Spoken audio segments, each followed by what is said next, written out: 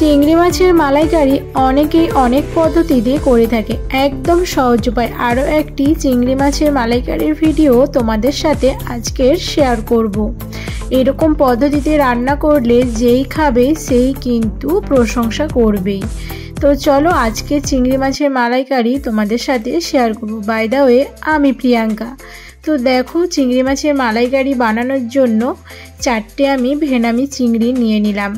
আর চিংড়ি মাছের মাথার ধারে যে সোঁচালো শক্ত ধারালো যে অংশটা থাকে ওটা বঁটি দিয়ে সুন্দর করে কেটে নিলাম। অনেকেই কাঁচি দিয়েও করে থাকে, কাঁচি দিয়ে কাটলেও ভালো হয়, কিন্তু আমার কাছে সেরকম নেই বলে আমি বঁটি দিয়েই কেটে নিচ্ছিলাম। তারপরে দেখো, ওই যে পাগুলো থাকে না মাথার ধারে, সেগুলো আস্তে আস্তে করে একটা একটা করে কেটে নিলাম। তারপরে পেটের ধারে ওই যে নরম অংশগুলো থাকে ওটাও কেটে নিলাম। আর ওই যে শক্ত খসার মতো যে একটা আঁশের মতো একটা শক্ত আস্তরণ থাকে ওটাও ভালো করে খোলাগুলো ছাড়িয়ে নিলাম। তারপরে দেখো, ওই যে মাথার ধারে একটা মানে খাবারের একটা অংশ থাকে চিংড়ি মাছের, তো মাথার ধারে সেটা দেখো কিন্তু একটা ধারালো একটা দিয়ে মানে ওগুলো বের করে নিলাম। তারপরে পিঠের ধারে দেখো একটা ওই সরু সুতোর মতো খাবারের একটা জায়গা থাকে চিংড়ি মাছের, তো সেটা তো অনেকেই বের করে না বা জানে না, তো সেটাই তোমাদেরকে একটু বলেই দিলাম। ওই যে মানে পিঠের ধারে ওই খাবারগুলো থাকে আর কি সুতোর মতো, ওটা কিন্তু বের করে নেওয়াটা কিন্তু খুবই মানে দরকার, কারণ ওখানটায় মানে চিংড়ি মাছের যে খাবারটা খায় সেটা কিন্তু ওই পিঠের শিরার কাছেই থাকে, তাই না? তো ওটা দেখো বের করে নিচ্ছি। ওই যে চিংড়ি মাছের যে সোঁচালো যেই অংশটা থাকে ওটা দিয়েই কিন্তু সুন্দর করে তুলে নিলাম। আর কি বলো তো, চিংড়ি মাছের মালাইকারির ভিডিও আমি আজকের প্রথম কোনো রেসিপি তোমাদের সাথে শেয়ার করলাম। অন্যান্য দিন তো ব্লগ ভিডিওই দিই, আজকের ভাবলাম একটু তোমাদের সাথে অন্যরকম ভিডিও শেয়ার করি। তো তাই জন্য দেখো একটা রেসিপি তোমাদের সাথে শেয়ার করে নিলাম। তো যাই হোক, ওদিকে দেখো আমার কিন্তু ফাইনালি 4টে ভেনামি চিংড়ি কাটা হয়েই গেছে। সুন্দর করে কেটে ধুয়েও নিচ্ছিলাম। এদিকে দেখো চিংড়ি মাছগুলো ভালো করে ক্লিন করে নিচ্ছি, একটা একটা করে সুন্দর করে পরিষ্কার করে নিলাম। আর এই যে দেখতে পাচ্ছ চিংড়ি মাছগুলো একটা একটা প্রায় 100 থেকে 150 গ্রামের মতো, 150 গ্রাম হবে না, 100 গ্রাম একটা একটা ওজন আছে, জানো তো। তো এটা কিন্তু দাদাভাই দিয়ে গিয়েছিল, তোমাদের তো আমি আগের ভিডিওতে বলেছিলাম।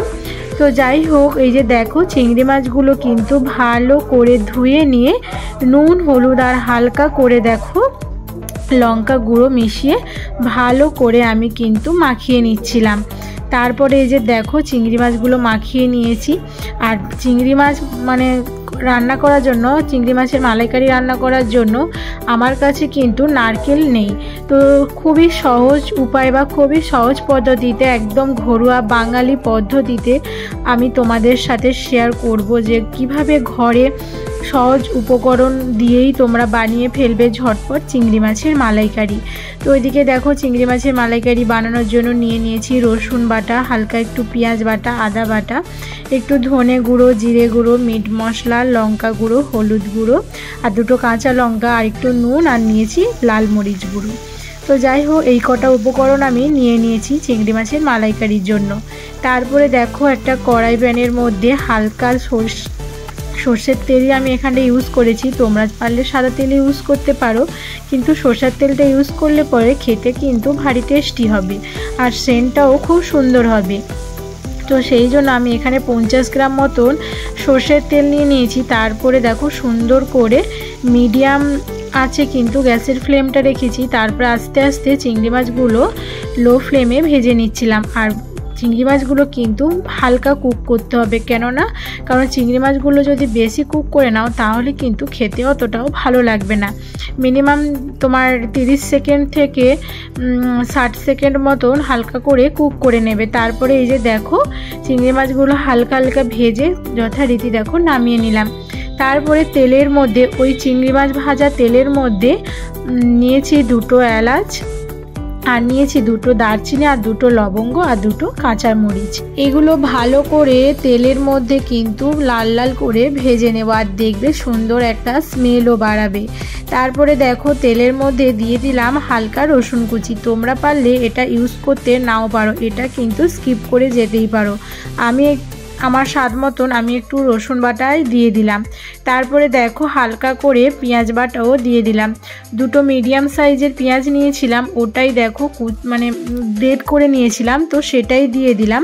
তারপরে দিয়ে দিলাম হালকা 1/2 টিস্পুন মতন আদা, আর আদাটাকে ভালো করে কষিয়েও নিলাম, আদা পেঁয়াজ আর রসুনটাকে। আর রসুনটা আগে দিলে মানে দিয়েছি কারণ রসুনের একটা গন্ধ থাকে, সেটা কিন্তু আগে তেলের মধ্যে মেরে নিলে ভালো, তাই না? তারপরে এদিকে দেখো হালকা একটু নুনও দিয়ে দিলাম মশলাটাকে কষানোর জন্য। তারপরে এক এক করে উপকরণগুলো দিয়ে দিলাম মশলা। প্রথমে দিয়ে দিলাম তোমার হালকা মরিচ গুঁড়ো, হলুদ গুঁড়ো, আর আগে থেকেই দিয়ে দিয়েছিলাম নুন। আর তারপরে ভালো করে দেখো নাড়াচাড়া করে ওই যে তোমার গরুর যে দুধটা নিয়েছিলাম ওটা দেখো দিয়ে দেব। আর আমার কাছে যেহেতু নারকেল নেই, নারকেলের দুধ আমি এখানটা ইউজ করলাম না। তোমরা যদি পারো নারকেলের দুধ ইউজ করতে পারো, নারকেলের দুধটা ইউজ করলে মানে খেতে ভালো লাগে আর কি। তো আমার কাছে নেই, তো সেই জন্য আমি গরুর দুধটাই ইউজ করলাম।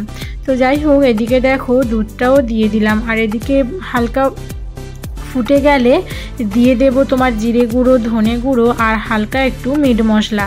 তারপরে দেখো একের পর এক মাছগুলো কিন্তু যথারীতি দিয়ে দিলাম। আর মাছগুলো কিন্তু হালকা করে মানে ফুটিয়ে নেব আর কি, কারণ মাছগুলো হালকা করে ফুটিয়ে নিলে তবে তো মাছের মধ্যে নুন হলুদটা ভালোভাবেই তো যাবে। গ্রেভিটা যত তোমরা ফোটাবে তত কিন্তু কালারটাও সুন্দর আসবে আর খেতেও কিন্তু ভারী টেস্টি হবে।